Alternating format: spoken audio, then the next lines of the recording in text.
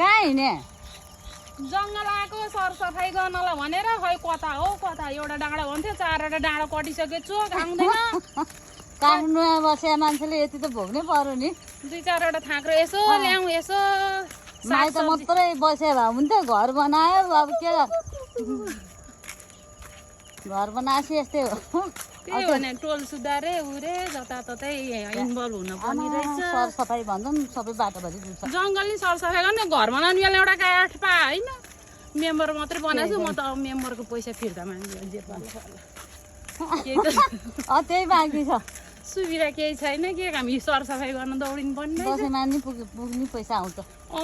माग्ने हो म त के रहेछ नियम हेर्नु पर्यो दफा उपदफा सुविधा नलेसी त चाहिहाल्यो नि मिटिङमा राख्नु पर्यो अब कहाँ हो कहाँ थाहा छैन खै उता कम्पनीबाट त फर्किने काटिदिनु रेकर्ड भएको नि